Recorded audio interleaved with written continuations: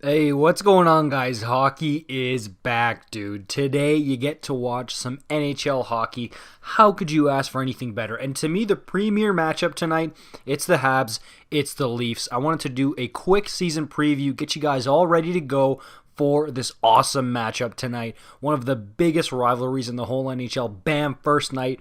Here we go. All right, let's start on the Leafs side of things first of all. I know what you guys are wondering, the projected lineup. Now, I know the morning skate isn't too much to go off of, but the lines that we have as far as everything in training camp, they're most likely what they're going to start with. And yes, you do want to keep in mind that if things aren't rolling, the lines are going to get changed up really quickly here. So don't keep these set in stone, but it looks like this is what's going to be going on for the Leafs. It looks like it's going to be Thornton, Matthews, and Marner on the same line, which we saw at training camp, so that's not really a huge surprise.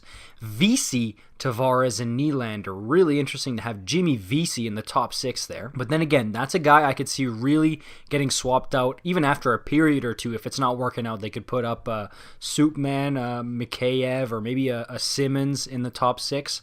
But the third line is then Mikheyev, Kerfoot, and Zach Hyman. Hyman is another guy who's had some time in the top six. He could easily shift back up there. And then the fourth line, Barabanov. Okay, he's a brand new guy on the fourth line. And then you got Spezza in the middle, Simmons on the right wing spot, fourth line. And that Barabanov, we're not exactly sure if he's going to get the call on the fourth line, or it might be somebody like Mikko Lehtinen, or even Nick Robertson could possibly get some time there. So again, like I said, not set in stone, but that's the forward group for the Leafs seemingly for tonight. And then on defense, we've got Morgan Rielly on the first pairing with TJ Brodie. Brodie's on the right side there, just like he was in Calgary on the right side of Mark Giordano. We already heard Brodie compare Morgan Rielly to Mark Giordano, and yes, they're both elite in that regard. So that's your first pairing. I think that's going to be rock solid for the Leafs. Then you got Jake Muzzin and Justin Hall on the second pairing. And then third pairing, we got Dermott and Bogosian.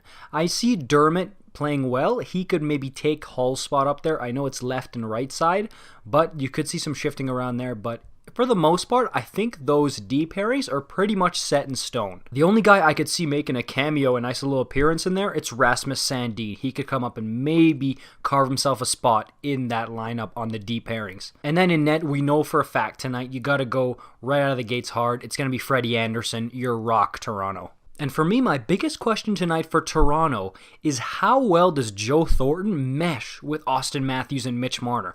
We've seen Matthews and Marner together at times, but generally it's not a combo that really stuck. Marner was more with Tavares. So do these three form and mutate into like a new super line? Because we know Jumbo Joe, he has the hockey sense. It's crazy elite. It's ridiculous. He's a Hall of Famer. Does that work with a high-flying top scorer like Matthews and an amazing playmaker like Marner? Or do they shift things around a bit, maybe put Hyman back with Tavares and Marner, and then put Nylander back with Matthews? So that's the biggest question for me tonight. How does that new look first line look for the Leafs? All right, now on the Montreal side of things, I would say the Habs are even more likely to be shifting their lines around as not just the season goes on, but as this game goes on. There's going to be some line juggling for the Habs, I think. But as it stands right now, your quote-unquote first line is Tatar in the left, Danault at center, and Gallagher on the right side, okay? Second line, you got Drouin, Suzuki, and Josh Anderson. If you ask me, I think that turns out to be your first line here coming up soon. And then the quote-unquote third line, but they're going to get some good quality minutes. Toffoli on the left side, Jesperi Kotkaniemi in center, and then Joel Armia, or I guess it's Yoel Armia, on the right side.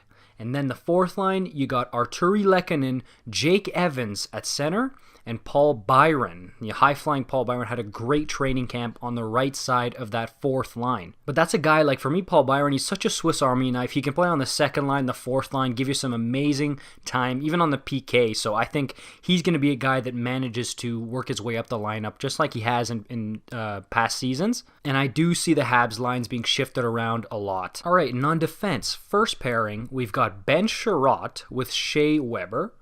And then on the second pairing, we got newly acquired Joel Edmondson with Jeff Petrie. That is a solid top four. I don't know about Ben Sherratt being a top four defenseman, first line defenseman, but I think that's pretty solid, especially when you look at the third pairing when you got Kulak on the left and Romanov, left shot Romanov on the right side there. I think Romanov, without how they're talking about them up in Montreal, I think he's definitely going to make a name for himself. He's going to move up that lineup, and this season, if you ask me, I think he might end up being Shea Weber's defense partner. Yes, I'm going that far this season. All right, for Habs X factors, obviously you got Romanov. How does he fit into that decor? He could make it elite instead of just okay or solid.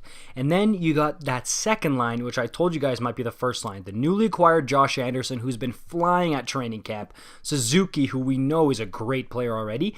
And then Drouin, who, if you'll remember, he played really well last season before he went down with injury. And then he was thrown back in the bubble. It was kind of overwhelming. So I want to see how that line works out. To me, that is like a chef's kiss, really well put together line. I want to see how they play. That's the X factor on top of Romanov. And of course, you can't forget about Jesperi Kotkaniemi. Absolutely broke out in that bubble over there. So now can he continue that play?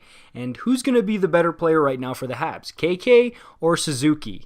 That is, I mean, I know that's a lot of questions, but that's what's going into it for the Habs. And of course, between the pipes in Montreal, did you really think it would be anybody else other than Peter Budaj? Come on, I'm just kidding. You know it's Carey. It's always been Carey.